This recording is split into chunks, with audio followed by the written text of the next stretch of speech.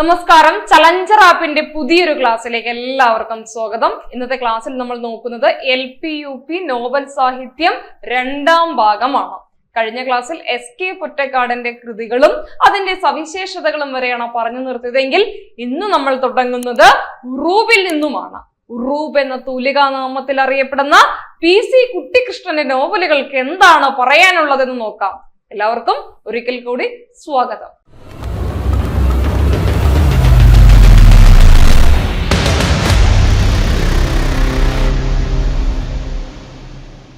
മനുഷ്യനെ നിരവധി മോഹങ്ങളും അനേകം പരാജയങ്ങളുമുള്ള സാമൂഹ്യ ജീവിയായും സൗന്ദര്യ സമ്പന്നമായ ധർമ്മനിഷ്ഠനായും കണ്ട നോവലിസ്റ്റ് ആയിരുന്നു PC കുട്ടിക്കൃഷ്ണൻ. ഉറൂബ് അതെല്ലാവർക്കും അറിയാം അല്ലേ? ഈ പലരും ഈ ഉറൂബ് എന്നതിനെ കൃഷ്ണൻകുട്ടി എന്നൊക്കെ പറയാറുണ്ട്. നേരെ തിരിച്ചു പഠിക്കണം. കുട്ടിക്കൃഷ്ണനാണ്. ഉറുമ്പിന് പിന്നാലെ ആരാണ് ആദ്യം പോവുക? കുട്ടികളല്ലേ. ഉറൂബ് എന്നതിൽ നിന്ന് ഉറുമ്പെന്ന് ഓർത്ത് വയ്ക്കുക. ഉറുമ്പിന് പുറകെ ആരാദ്യം പോകും? കുട്ടികൾ പോകും. അപ്പോ PC കുട്ടിക്കൃഷ്ണനാണ് ഉറൂബ്. ഓക്കെ, മനുഷ്യ മനസ്സിന്റെ അഗാധ സൗന്ദര്യം തേടിപ്പോയ ഒരു വ്യക്തി കൂടെ ആയിരുന്നു ആര്? ഉറൂബ് അല്ലെ? മിണ്ടാപ്പെണ്ണ, ഉമ്മാച്ചു, സുന്ദരികളും സുന്ദരന്മാരും. എന്താണ് സുന്ദരികളും സുന്ദരന്മാരും? മലബാർ കലാപത്തെ ആസ്പദമാക്കി എഴുതപ്പെട്ട കൃതിയാണ് സുന്ദരികളും സുന്ദരന്മാരും. അമ്മിണി, അണിയറ. ഉമ്മാച്ചു ചോദിച്ച ചോദ്യമാണ്. മിണ്ടാപ്പെണ്ണ ചോദിച്ച ചോദ്യമാണ്. സുന്ദരികളും സുന്ദരന്മാരും എന്തിന്റെ അടിസ്ഥാനത്തിലാണ്? മലബാർ കലാപ പശ്ചാത്തലത്തിൽ PC കുട്ടിക്കൃഷ്ണൻ അഥവാ ഉറൂബ് എഴുതിയ കൃതിയാണ് സുന്ദരികളും സുന്ദരന്മാരും. ഓക്കെ, അമ്മിണി, അണിയറ തുടങ്ങിയവയെല്ലാം അദ്ദേഹത്തിന്റെ ജീവിത വീക്ഷണം വെളിപ്പെടുത്തുന്നതായിരുന്നു. അണിയറ, അമ്മിണി, സുന്ദരികളും സുന്ദരന്മാരും, ഉമ്മാച്ചു. നീലക്കുയിലിന്റെ തിരക്കഥ എഴുതിയതുമാര് തന്നെയാണ് ഉറൂബാണ്. ഓക്കെ, അതോടെ ഓർത്തു വെക്കണം. ഇതൊക്കെ വളരെ പ്രശസ്തമായ കൃതികളാണെന്ന് ഓർത്തു വെക്കുക. ഓക്കെ, ഇനി അതിൽ വളരെ പ്രധാനപ്പെട്ട മറ്റൊരു വ്യക്തിയാണ് കോവിലൻ. VV അയ്യപ്പൻ. കോവിലിനകത്താര? അയ്യപ്പനാണ്. കോവിലൻ VV അയ്യപ്പൻ. ഓക്കെ, പാറപ്പുറത്ത് എന്നറിയപ്പെടുന്ന വ്യക്തിയാണ് ആര്? KE മത്തായി. അപ്പോ VV അയ്യപ്പന്റെയും KE മത്തായിയുടെയും കൃതികൾ നമുക്ക് നോക്കാം. അവരുടെ എന്താണ് ആ കൃതിയുടെ പ്രത്യേകത? മാറി വരുന്ന സാമൂഹിക, സാമ്പത്തിക, വ്യാവസായിക പരിതസ്ഥിതികളിൽ വേരുകൾ നഷ്ടപ്പെട്ടു പോകുന്ന സാധാരണ മനുഷ്യന്റെ നൊമ്പരങ്ങൾ കണ്ടവരാണ് ആരൊക്കെ?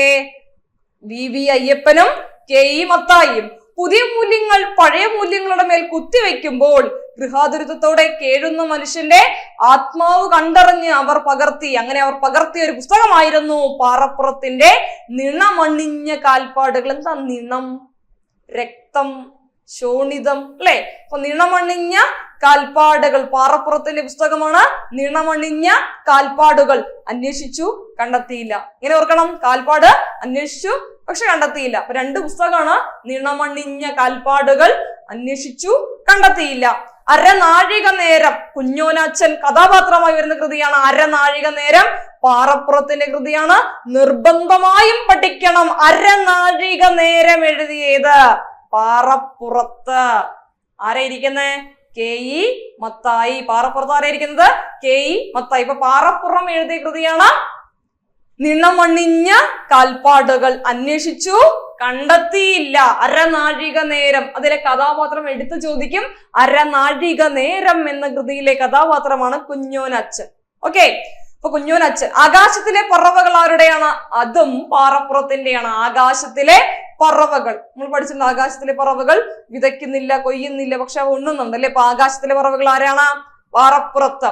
അപ്പൊ എന്നിവയെല്ലാം അടിസ്ഥാനപരമായി നഷ്ടപ്പെട്ട സ്വർഗത്തെ ഓർത്തുള്ള വിലാപങ്ങളാണ്. മൂപ്പരിങ്ങനെ ഭയങ്കര സങ്കടപ്പെട്ട് എഴുതിയതാ. അന്വേഷിച്ചു, കണ്ടെത്തിയില്ല, നിണമണിഞ്ഞ കാൽപ്പാടുകൾ, അരനാഴിക നേരം. അവസാനം പറഞ്ഞത് എന്തായിരുന്നു?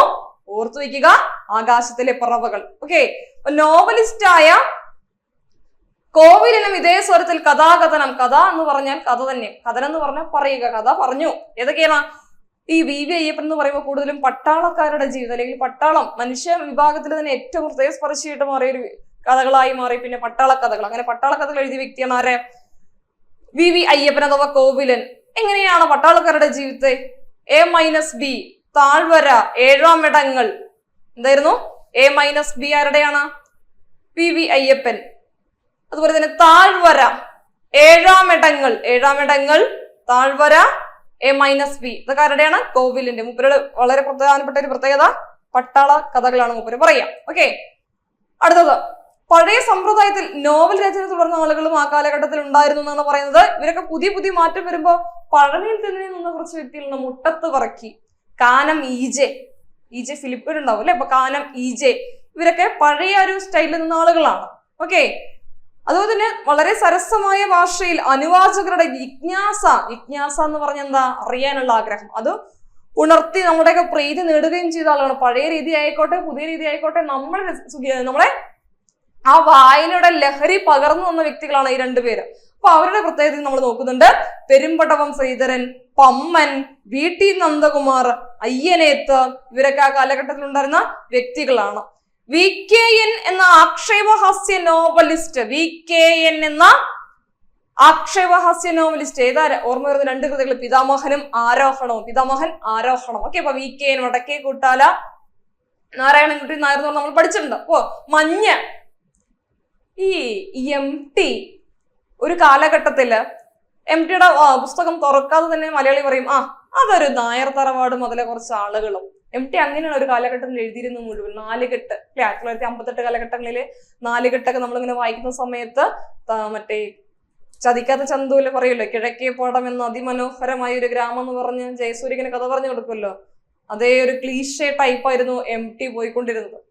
അതിൽ നിന്നും വ്യത്യസ്തമായിട്ട് അങ്ങ് ഹെമിംഗ്വേയെ പോലെ അല്ലെ, ഹെമിംഗ്വേയെ വലിയ ഇഷ്ടമായിരുന്നു ആർക്ക്? MTക്ക്. അതുകൊണ്ടാണ് കേരള ഹെമിംഗ്വേ എന്ന് ആരറിയപ്പെടുന്നത്? MT ഹെമിംഗ്വേയെ പോലെ എഴുതാൻ ശ്രമിച്ചുകൊണ്ട് മൂപ്പർക്ക് പേര് കിട്ടി കേരള ഹെമിംഗ്വേ. അപ്പൊ കേരള ഹെമിംഗ്വേ എന്നറിയപ്പെട്ട വ്യക്തി MT വാസുദേവൻ നായർ. എന്താണ് MT?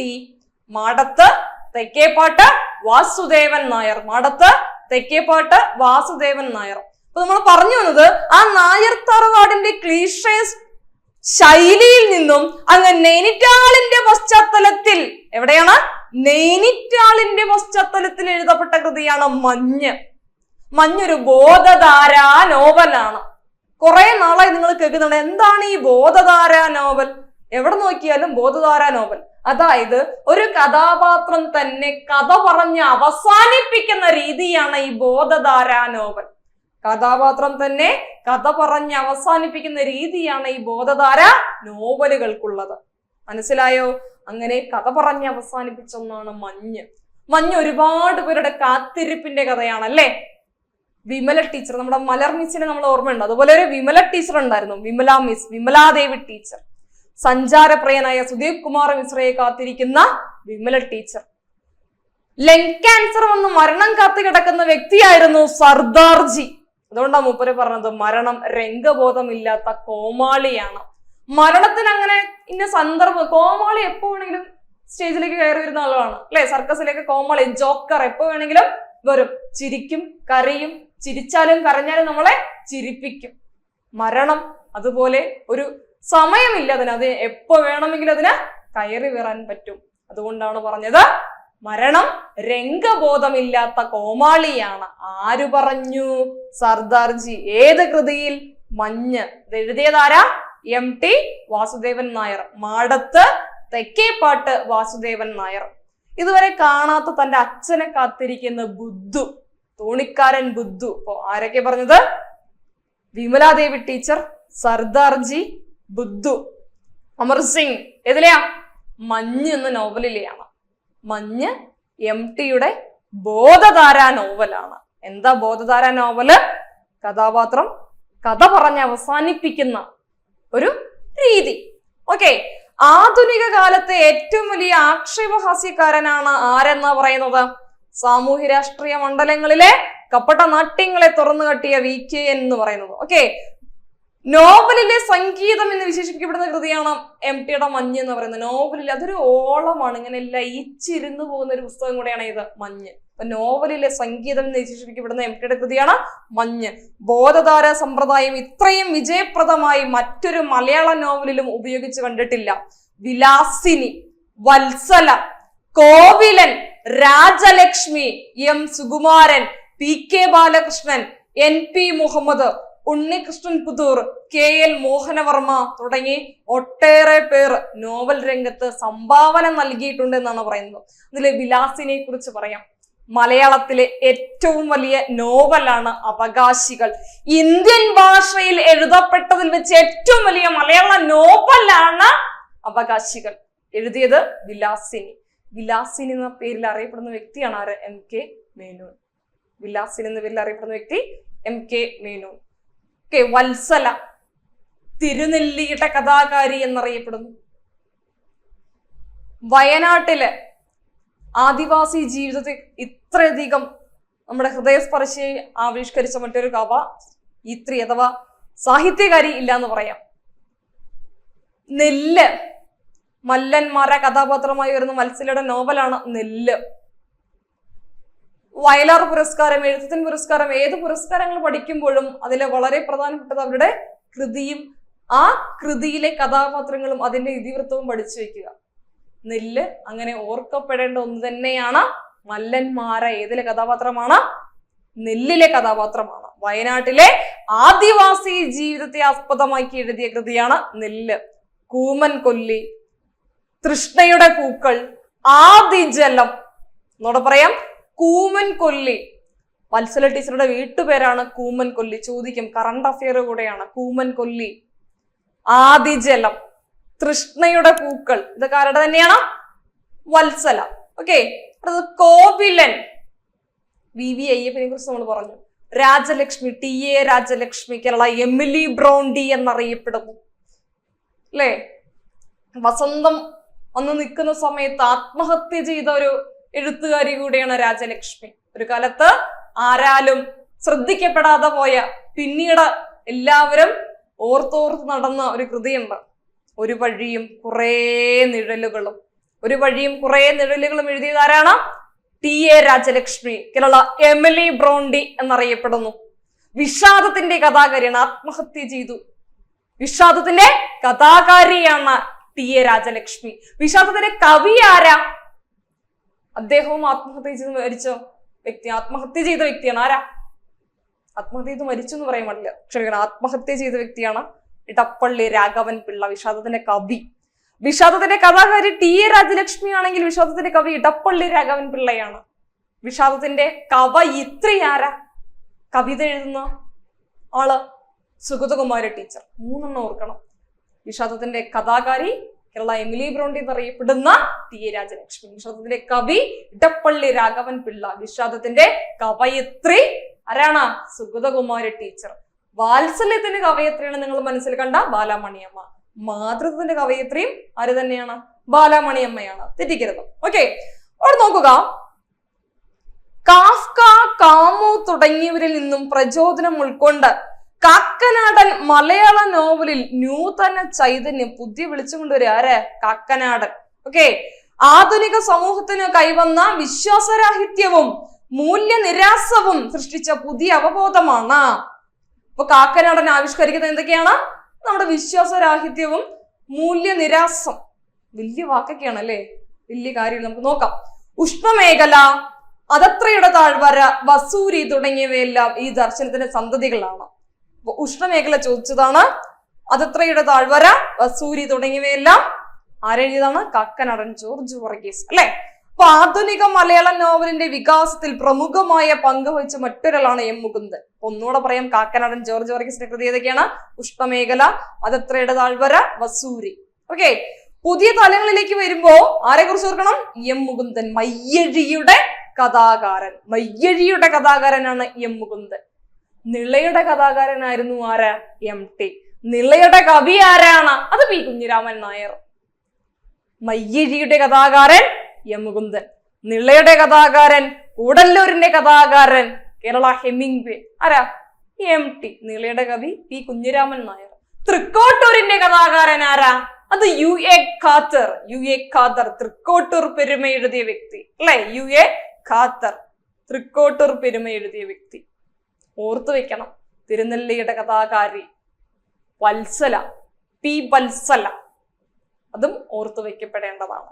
അപ്പൊ M മുകുന്ദനെ കുറിച്ച് പറയുമ്പോൾ വളരെ പ്രധാനപ്പെട്ട ഒന്നാണ് കേശവന്റെ വിലാപം. EMSനെയൊക്കെ കഥാപാത്രമാക്കി കൊണ്ടുവരുന്ന കൃതിയാണ് കേശവന്റെ വിലാപം. മയ്യഴിപ്പുഴയുടെ തീരങ്ങളിൽ ആരുടെ കൃതിയാണ്? അതും M മുകുന്ദന്റെയാണ്. C രാധാകൃഷ്ണൻ, വളരെ പ്രധാനപ്പെട്ട ഒരു പേരാണ് സി രാധാകൃഷ്ണൻ. സി രാധാകൃഷ്ണൻ ഏറ്റവും കൂടുതൽ ഓർത്തു വയ്ക്കപ്പെടുന്നുള്ളത് ഈ ഒരു ചോദ്യമാണ്. എഴുത്തച്ഛനെ ആസ്പദമാക്കി, എഴുത്തച്ഛന്റെ ജീവിത പശ്ചാത്തലം ആസ്പദമാക്കി സി രാധാകൃഷ്ണൻ എഴുതിയ കൃതിയാണ് തീക്കടൽ കടഞ്ഞ് തിരുമധുരം. നമ്മുടെ ഭാഷ ഒരു കാലഘട്ടത്തില് മലയാളം എന്ന് പറയുന്ന ഭാഷ സ്വതന്ത്ര ശൈലി വരുന്നതിന് മുമ്പ് സംസ്കൃതവും മലയാളവും ഇടകലർന്ന മണിപ്രവാളത്തിനും തമിഴും മലയാളവും കലർന്ന പാട്ട് അഥവാ ഗാഥയിലും കിടന്നിങ്ങനെ കുരുങ്ങിക്കിടക്കുന്ന സമയത്ത് മണിപ്രവാളത്തിൽ അഥവാ സംസ്കൃത കലർന്ന മലയാളത്തിൽ തള്ളേണ്ടതിനെ തള്ളിയും കൊള്ളേണ്ടതിനെ കൊണ്ടും, പാട്ട് അഥവാ ഗാഥാ പ്രസ്ഥാനത്തിൽ നിന്നും തള്ളേണ്ടതിനെ തള്ളിയും കൊള്ളേണ്ടതിനെ കൊണ്ടും ഇന്ന് കാണുന്ന സ്വതന്ത്ര മലയാള ശൈലിയിലേക്ക് നമ്മുടെ മലയാളത്തെ കൈപിടിച്ച് ഉയർത്തിയ വ്യക്തിയായിരുന്നു എഴുത്തച്ഛൻ. അന്ന് ഭാഷ ഒരു കടലാണെങ്കിൽ അതിനെ കടഞ്ഞെടുത്ത് തിരുമധുരമാക്കി തന്ന മധുരമായിരുന്നു മലയാളം. അതുകൊണ്ടാണ് തീക്കടൽ കടഞ്ഞ് തിരുമധുരം എന്ന് തന്നെ എഴുത്തച്ഛനെ കുറിച്ച് എഴുതിയ പുസ്തകത്തിന് പേര് കൊടുത്തത് എന്ന് ഓർക്കണം. പുനത്തിൽ കുഞ്ഞബ്ദുള്ള, അതും ഓർത്തു വെക്കപ്പെടേണ്ട ഒരു പേരാണ്, പുനത്തിൽ കുഞ്ഞബ്ദുള്ള. അപ്പൊ മലയാള നോവൽ അവിടെയും നിലനിന്നിട്ടില്ല. മൂപ്പര് നേരെ പോകുന്നത് അർജുനനോ കൃഷ്ണനോ അല്ല അശ്വത്ഥാത്മാവാണ് എന്ന് മാടമ്പ് കുഞ്ഞുകുട്ടൻ. അപ്പൊ ആധുനിക സംവേദനത്തിന്റെ പ്രധാന വക്താവ് അർജുനനോ കൃഷ്ണനോ അല്ല, ആരാണ്? അശ്വത്ഥാത്മാവാണെന്ന് പറഞ്ഞുകൊണ്ട് നമ്മുടെ മാടമ്പ് കുഞ്ഞുകുട്ടൻ വരികയാണ്. അപ്പൊ അശ്വത്ഥാത്മാവ് ഭ്രഷ്ട് എന്തായിരുന്നു? അശ്വത്ഥാത്മാവ് ഭ്രഷ്ട്, ഇത് രണ്ടും എഴുതിയ വ്യക്തിയാണ് മാടമ്പ് കുഞ്ഞിക്കുട്ടൻ. മാടമ്പ് കുഞ്ഞുകുട്ടൻ എന്നാണ് ശരിക്കും പേര് കേട്ടോ. അശ്വത്ഥാത്മാവ് ഭ്രഷ്ട്. മനുഷ്യനിലെ മൗലിക വികാരങ്ങൾ കാമവും ക്രോധവുമാണെന്ന് പത്മരാജൻ വിശ്വസിക്കുന്നു. പത്മരാജനെ കുറിച്ച് അറിയാത്താരും ഉണ്ടാവില്ല അല്ലെ? നക്ഷത്രങ്ങൾ ഏതു കാവൽ, സേതുവിന്റെ ദൃഷ്ടിയിൽ മനുഷ്യന്റെ മുഖ്യ വികാരം ധനമോഹമാണ് എന്നാണ്. ഓക്കെ, പാണ്ഡവപുരം എഴുതിയതാണ് സേതു അല്ലെ? ആനന്ദിന് ഭാവിയിൽ ഒട്ടും വിശ്വസിക്കാനാവില്ല. ആനന്ദ് ആരാ? ആനന്ദ് ആൾക്കൂട്ടം, മരണ സർട്ടിഫിക്കറ്റ്. കഥാപാത്രങ്ങൾക്ക് പേരില്ലാത്തൊരു കൃതിയാണ് മരണ സർട്ടിഫിക്കറ്റ്. ഗോവർദ്ധന്റെ യാത്രകളൊക്കെ ആരെഴുതുക? ഈ ആനന്ദ് എഴുതിയത്. അപ്പൊ ആൾക്കൂട്ടം ആരുടെയാണ്? ആനന്ദ്. പി സച്ചിദാനന്ദ്, കെ സച്ചിദാനന്ദൻ കവിതയാണെങ്കിൽ പി സച്ചിദാനന്ദൻ കഥയാണ്. ആനന്ദ് എന്ന തൂലിക നമുക്ക് അറിയപ്പെടുന്ന വ്യക്തിയാണ്.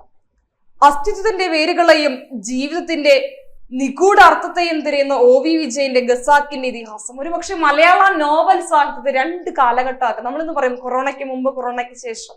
അതുപോലെ രണ്ട് കാലഘട്ടമാക്കി തിരിക്കാൻ പറ്റും. ഖസാക്കിന്റെ ഇതിഹാസത്തിന് മുമ്പും ഖസാക്കിന്റെ ഇതിഹാസത്തിന് ശേഷവും. ഓരോ തവണ വായിക്കുമ്പോഴും ഓരോ പുതിയ അർത്ഥതലം തരുന്ന കൃതിയാണ് ഇന്നും ഖസാക്കിന്റെ ഇതിഹാസം. അതിൽ ഒരുപാട് കാര്യങ്ങൾ ഇന്നും പറയാതെ പറഞ്ഞു വെക്കപ്പെട്ട വളരെ പ്രധാനപ്പെട്ട ഭാഗങ്ങളാണ്. ഖസാക്കിന്റെ ഇതിഹാസം പാലക്കാട് തസ്രാക്ക് എന്ന് പറയുന്ന അത് ശരിക്കും സാങ്കല്പിക ഗ്രാമമായിരുന്നു. OV വിജയന്റെ സഹോദരി OV ഉഷ പാലക്കാട് മങ്കരയിൽ താമസിക്കാൻ വരുന്ന സമയത്ത്, OV ഉഷയെ കുറിച്ച് പറയുമ്പോൾ ഒരു കാര്യം കൂടെ പറയാം. മലയാളത്തിൽ ആദ്യമായിട്ട് ഒരേ ഒരു വനിതയാണ് ഗാനരചനയ്ക്കുള്ള പുരസ്കാരം നേടിയത്. കേരള സർക്കാരിന്റെ ഗാനരചനയ്ക്കുള്ള പുരസ്കാരം നേടിയത് ഒരേ ഒരു വനിതയാണ്, അത് OV ഉഷയാണ്. എന്റെ ഓർമ്മ ശരിയാണെങ്കിൽ മഴ എന്ന സിനിമയ്ക്ക് വേണ്ടി എഴുതിയ ഒരു ഗാനമാണ്. ഓക്കെ, അപ്പൊ നോക്കുക, OV വിജയൻ OV ഉഷ എന്ന സഹോദരിയുടെ അടുത്ത് താമസിക്കാൻ വരുന്ന സമയത്ത് എഴുതപ്പെട്ട കൃതിയാണ് ഖസാക്കിന്റെ ഇതിഹാസം. അപ്പൊ ഖസാക്കിന്റെ ഇതിഹാസത്തിൽ വരുന്ന സാങ്കല്പിക ഗ്രാമം തസ്രാക്കാണ്. അപ്പൊ തസ്രാക്കിനെ ആസ്പദമാക്കി എഴുതിയ കൃതിയാണ് ഖസാക്കിന്റെ ഇതിഹാസം. രവി, മൈമൂന, അപ്പുക്കിളി. രവി, മൈമൂന, അപ്പുക്കിളി, അള്ളാപ്പിച്ച മൊല്ലാക്ക. രവി, മൈമൂന, അപ്പുക്കിളി, അള്ളാപ്പിച്ച മൊല്ലാക്ക എന്നിവർ കഥാപാത്രമായി വരുന്നത് ഏതിലാണ്? ഖസാക്കിന്റെ ഇതിഹാസം. രവി, അപ്പുക്കിളി, മൈമൂന, അള്ളാപ്പിച്ച മൊല്ലാക്ക. ഓക്കെ, ആ നാടിന്റെ പേര് മറന്നു പോകരുത്, തസ്രാക്ക്. ഇന്ന് തസ്രാക്ക് എന്ന പേരിൽ അവിടെ ഒരു ഗ്രാമമുണ്ട്. നമ്മുടെ ഖസാക്കിന്റെ ഓർമ്മകൾ ഉറങ്ങുന്ന ഒരു സ്മാരകവും അവിടെയുണ്ട്. ഓക്കെ, അടുത്തത് CV ബാലകൃഷ്ണന്റെ ആയുസ്സിന്റെ പുസ്തകം ചോദിക്കും. CV ബാലകൃഷ്ണന്റെ ആയുസ്സിന്റെ പുസ്തകം എന്ന കൃതി എഴുതിയത് CV ബാലകൃഷ്ണൻ. CR പരമേശ്വരന്റെ പ്രകൃതി നിയമം CR പരമേശ്വരന്റെ പ്രകൃതി നിയമം, TV കൊച്ചുവാവയുടെ വൃദ്ധസദനം, വളരെയധികം ഹൃദയസ്പർശിയ കൃതിയാണ് വൃദ്ധസദനം. ആരെഴുതിയത്? TV കൊച്ചുവാവ. ഇവയെല്ലാം ഉത്തരാധുനിക സ്വഭാവം, പണ്ട് നമ്മൾ പറയില്ലേ, അതുപോലെ ആദ്യം തുടങ്ങിയത് പഴയകാല നോവലുകൾ, പിന്നീട് നവോത്ഥാന നോവലുകളായി, പിന്നീട് ആധുനിക നോവലുകളായി, പിന്നീട് ഉത്തരാധുനിക നോവലായി, ഇപ്പൊ സമകാലിക നോവലുകളുടെ കാലമാണ്. ആ ഉത്തരാധുനിക നോവലിന്റെ കഥയിലാണ് നമ്മൾ പറയുന്നത് TV കൊച്ചുവാവയുടെ വൃദ്ധസദനം. ഓക്കെ, പി സുരേന്ദ്രന്റെ മഹായാനം, അക്ബർ കക്കട്ടിലിന്റെ മൃത്യുയോഗം, KP രാമനുണ്ണി. ഓർത്തു വയ്ക്കുക, സൂഫി പറഞ്ഞ കഥ എന്ന കൃതി ആരെഴുതിയതാണ്? മുൻവർഷ ചോദ്യ. സൂഫി പറഞ്ഞ കഥ KP രാമനുണ്ണി. K രഘുനാഥിന്റെ ഭൂമിയുടെ പൊക്കിൾ, രഘുനാഥിന്റെ പുസ്തകമാണ് ഭൂമിയുടെ പൊക്കിൾ. ഓക്കെ, അടുത്തത് സേനൻ എന്ന വ്യക്തി എഴുതിയ കൃതിയാണ് അവനവന്റെ പിന്നാലെ എഴുതിയത് സേനൻ. അപ്പൊ ഇതെല്ലാം ശ്രദ്ധിക്കപ്പെടേണ്ട നോവലുകളാണ്, പഠിച്ചു വെക്കേണ്ടവയാണ്. സൂഫി പറഞ്ഞ കഥ KP രാമനുണ്ണി, അവനവന്റെ പിന്നാലെ സേനൻ, മൃത്യുയോഗം അക്ബർ കക്കട്ടിൽ, പി സുരേന്ദ്രന്റെ മഹായാനം. ഓക്കെ, സംഗീത ബന്ധമില്ലാത്ത കാവ്യാനുഭൂതി സൃഷ്ടിക്കുന്ന നോവലുകളുടെ നല്ല കാലം പിറക്കുകയാണ്. നല്ല കാലത്തിലേക്ക് നമുക്ക് പോകാം. നോവല്ലകളും റൊമാൻസുകളും. നമ്മൾ പറഞ്ഞു റൊമാൻസ്, നോവല്ല എന്നിങ്ങനെ രണ്ട് കഥാരൂപങ്ങൾ ഈ മധ്യയുഗത്തിൽ വികാസം പ്രാപിച്ചിരുന്നു. അപ്പൊ വീരസാഹസിക കഥകളാണ് ഈ റൊമാൻസുകൾ എന്ന് പറയുന്നത്. ഭൂതപ്രേതകളിലുള്ള വിശ്വാസം, വീരാരാധന, സാഹസികത, ആദർശ പ്രേമം, ഇത് ഈശ്വരഭക്തിയും ആദർശ പ്രേമവും വീരസാഹസികതയൊക്കെ ഏതിലായിരുന്നു? ഈ മധ്യയുഗത്തിലാണ്. അതിൽ നിന്ന് നമ്മൾ വരുന്ന സമയത്ത് നോക്കുക, ബൊക്കാച്ചിയോ ഡെക്കാമറൺ പഠിച്ചിട്ടുണ്ടാവും അല്ലെ? ബൊക്കാച്ചിയുടെ കൃതിയാണ് ഡെക്കാമറൺ. ചാർലിമോൻ, ആർത്തർ എന്നീ രാജാക്കന്മാരെ കേന്ദ്രമാക്കിയിട്ടുള്ള കഥകൾ റൊമാൻസുകൾക്ക് ഉദാഹരണമാണ്. അപ്പൊ നമ്മൾ അതിന് നേരെ പോകുന്നത് ഇംഗ്ലീഷ് സാഹിത്യത്തിലെ ആദ്യ നോവൽ ഏത്? ഇംഗ്ലീഷ് സാഹിത്യത്തിലെ ആദ്യ നോവൽ റിച്ചാർഡ്സിന്റെ പമ്മീല. ഇനി മലയാള നോവലിൽ നമ്മൾ പറഞ്ഞ ആളുകളും ആ നോവലുകളും അതിലെ കഥാപാത്രങ്ങളും നമ്മൾ നോക്കി പോവുകയാണ്. കുറച്ച് ആഴത്തിലുള്ള ഒരു പഠനമാണ് നമ്മൾ ഇനി നോക്കുന്നത്. ചന്തുമേനോൻ, ഒയ്യാരത്ത് ചന്തുമേനോൻ. 1849 ജനുവരിയിൽ തലശ്ശേരിയിൽ ജനിച്ച ചന്തുമേനോനെ കുറിച്ച് നമുക്ക് നോക്കാം. ജനുവരി 9 മൂപ്പര് ജനിക്കുന്നത്. അതോട് പറഞ്ഞു വയ്ക്കാം, 1847 ജനുവരി 9 തലശ്ശേരിയിൽ ജനിച്ച വ്യക്തിയാണ് ഒയ്യാരത്ത് ചന്തുമേനോൻ. ഓക്കെ, അപ്പൊ ഒയ്യാരത്ത് ചന്തുമേനോൻ 1889 സെപ്റ്റംബർ 7 അന്തരിക്കുകയാണ്. സെപ്റ്റംബർ 7 ഒരു കാര്യം ഓർക്കാനാണ് പറഞ്ഞത്. 1889 സെപ്റ്റംബർ 7 അന്തരിച്ചു എന്ന് പറയുമ്പോൾ 1889 ഏത് ഇറങ്ങിയത്? ഇന്ദുലേഖ ഇറങ്ങിയത്. ആ ഇന്ദുലേഖ ഇറങ്ങി മൂപ്പര് ഭയങ്കര പ്രശസ്തനായ സമയത്ത് ഒരു കൃതി കൂടെ എഴുതാൻ തോന്നി. അങ്ങനെ എഴുതിയതാണ് ശാരദ. പക്ഷെ നിർഭാഗ്യവശാൽ ശാരദ എഴുതി പൂർത്തിയാക്കും മുൻപ് അദ്ദേഹം മരണപ്പെടുകയുണ്ടായി.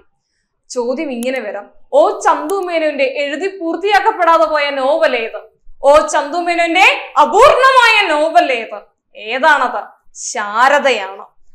അപ്പോ 1889 ഡിസംബറിൽ ഇന്ദുലേഖ പ്രസിദ്ധീകരിക്കുകയും രണ്ടാമത്തെ നോവൽ ശാരദ പൂർത്തിയാക്കാനാവാതെ പോവുകയും ചെയ്യുകയാണ്. ശാരദയുടെ 1/3 ഭാഗം രചിക്കുവാനേ വിധി ചന്തുമേനോനെ അത് അനുവദിച്ചുള്ളൂ. അപ്പൊ 1/3 ഭാഗം മാത്രമേ ആരെ എഴുതിയുള്ളൂ? ചന്തുമേനോൻ എഴുതിയുള്ളൂ. ആ 1/3 ഭാഗം കഴിഞ്ഞ് ബാക്കി ഭാഗം ആരെല്ലാം എഴുതിയെന്ന് നമുക്ക് നോക്കാം. മനുഷ്യന്റെ തീക്ഷ്ണഭാവങ്ങളെയും അവനിലുള്ള തിന്മയെയും അവഗാഢമായി പഠിക്കുവാനാണ് ശാരദയിൽ നോവലിസ്റ്റ് ശ്രമിച്ചത്. കോടതി വ്യവഹാരങ്ങളുടെ പശ്ചാത്തലത്തിൽ ജീവിക്കുന്ന ഒരാൾക്ക് കോടതി വ്യവഹാരങ്ങളുടെ പശ്ചാത്തലത്തിൽ എഴുതാനേ സാധിക്കൂ അല്ലെ? അങ്ങനെ എഴുതിയതാണ് ശാരദ എന്ന കൃതി. ശാരദയിൽ അദ്ദേഹം പകർത്തിയിരിക്കുന്നത് തനിക്ക് ചിരപരിതമായ ഒരു ലോകത്തിന്റെയും നിത്യജീവിതത്തിൽ നിന്നെടുത്ത കുറെ മനുഷ്യരെയും കുറിച്ചാണ്. അപ്പോ ഇന്ദുലേഖയില് സമൂഹത്തെ ആയിരുന്നുവെങ്കിൽ ശാരദയിലും ആ സമൂഹത്തിലും മനുഷ്യരുടെ ചില കഥകളാണ്. ഓക്കെ, അപ്പൊ കോടതിയുടെ ലോകത്തെ ആവിഷ്കരിക്കാൻ ആഗ്രഹിച്ചത് കൊണ്ടാവണം ശാരദയുടെ കഥാബീജവും ഒരു വ്യവഹാരത്തെ തന്നെ ചന്തുമേനോൻ തിരഞ്ഞെടുക്കുന്നത്. സത്യം സത്യമാണെങ്കിലും സമൂഹത്തിൽ സാധുവാകാൻ കോടതിയുടെ അംഗീകാരം വേണ്ടിവരും. ശരിയാണല്ലേ? നാത്താൻ കേസ് കൂടി നമ്മൾ കണ്ടതാണ്. സത്യം ആരും അംഗീകരിക്കുന്നില്ല. അത് ആരംഗീകരിക്കണം? കോടതി അംഗീകരിക്കണം. എങ്കിലേ ആ സമൂഹം അംഗീകരിക്കൂ. അതുകൊണ്ടാണ് കോടതിയുടെ ലോകത്തെ ആവിഷ്കരിക്കാൻ ആഗ്രഹിച്ചത് കൊണ്ടാവാം ശാരദയുടെ കഥാബീജമായ ഒരു വ്യവഹാരത്തെ തന്നെ ചന്തുമേനോൻ തിരഞ്ഞെടുത്തത് എന്നാണ് പറയുന്നത്. ആ വാക്ക് നോക്കണം. സത്യം സത്യമാവാൻ കോടതി അംഗീകരിക്കേണ്ടി വരും, അല്ലെ? അങ്ങനെ ഒരു സത്യമാണ് പുഞ്ചോലക്കര ഇടത്തിലെ അച്ഛന്റെ മരുമകളായ കല്യാണി അമ്മയുടെ പുത്രി ശാരദ എന്നുള്ളത്. അപ്പൊ പുഞ്ചോലക്കര അച്ഛൻ, കല്യാണിയമ്മ, ശാരദ. ഓർത്തു വെക്കണം. അച്ഛൻ കല്യാണിയമ്മയെ വൃദ്ധനും വിരൂപനുമായ ഒരു നമ്പൂതിരിക്ക് വിവാഹം കഴിച്ചു കൊടുത്തു. സ്വാഭാവികമായിട്ടും പണ്ട് കാലത്ത് നടന്ന അതേ സംഭവം തന്നെയാണ്. അപ്പൊ നമ്മള് പഴയകാല നോവലുകളിൽ നിന്നും പിന്നീട് വന്നത് നോവലിലെ മറ്റൊരു അധ്യായത്തിലേക്കായിരുന്നു, അല്ലെ? നവോത്ഥാന നോവലുകൾ ഉണ്ടായിരുന്നു. അത് കഴിഞ്ഞ് നേരെ വന്നത് ആധുനിക നോവലുകളിലേക്കാണ്. അത് കഴിഞ്ഞ് ഉത്തരാധുനിക നോവലുകളായി, സമകാലിക നോവലുകളായി. ഇനി എന്താണ് നോവലുകളിലെ ഓരോ കഥയ്ക്കും കഥാപാത്രത്തിനും PSCയുമായി ബന്ധപ്പെട്ട് പറയാനുള്ളത് എന്ന് നമുക്ക് നോക്കാം. വരും ക്ലാസ്സുകളിൽ നോവലുകൾക്കകത്തുള്ളവ പഠിക്കാൻ പോവുകയാണ്. ഇതുവരെ നോവലുകളും കർത്താക്കളും പഠിച്ചാൽ നോവലുകളും കഥാപാത്രങ്ങളും കഥാ ഇതിവൃത്തവുമായി അടുത്ത ക്ലാസ്സിൽ വീണ്ടും കാണാം. നന്ദി, നമസ്കാരം.